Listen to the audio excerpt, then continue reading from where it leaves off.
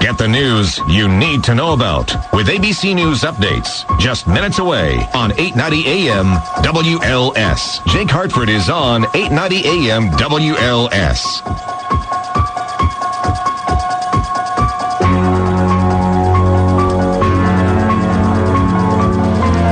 The pre-show. Pre-show's coming to an end in a few minutes. The staff can't agree on this nudist story. 28-year-old guy in a wheelchair down in Florida.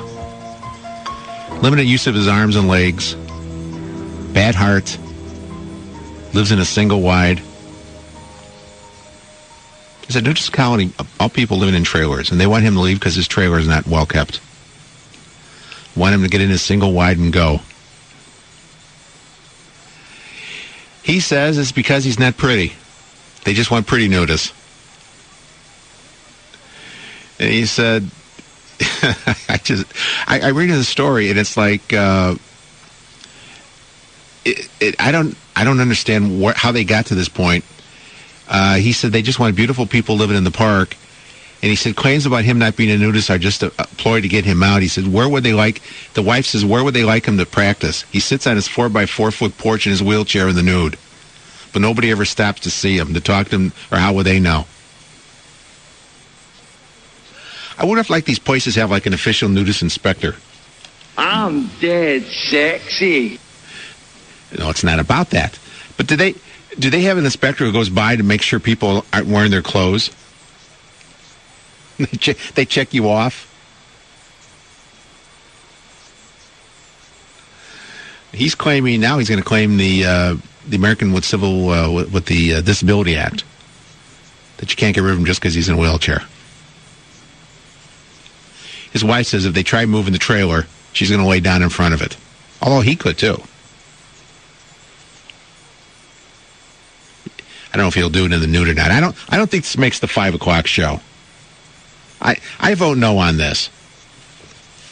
We have a feel-good story we're going to do, I think, during the 5 o'clock, during the regular show, about a guy who wanted to save a dog from a dog pound, to keep the dog from being euthanized. I think we're going to do that. That's a good feel-good Saturday story. I'm looking at the other stuff that's going to make it. I think we're going to do the coupon story from Target. I think we're going to do the insurance story, the cell phones, the construction zone story. And also, we will talk about the election. And as Bob from Highland just asked, how we got to where we are. I've lived it. I was at that other place down the dial for 2 years. So I lived from the nominating process to the election 2 years ago, doing the morning show that Wednesday morning after the election with people who are just excited as could be. And I love being back here at WLS. I really do. But I just have one regret. I wish I was back there this Wednesday morning at the old place, just to be able to say, I told you so. Because I used to warn the people. I warned them. I said, hey, you're not going to get what you think you're getting. And then, you know what? They were coming around. By the time I left last March, they were coming around. They realized he was not everything he said he was going to be. What was that? What was that thing about change? We're going to get change? And then his slogan was, yes, we can. What did he say his new slogan's going to be next year when he runs? He said it the other day on the Stewart Show. Something like...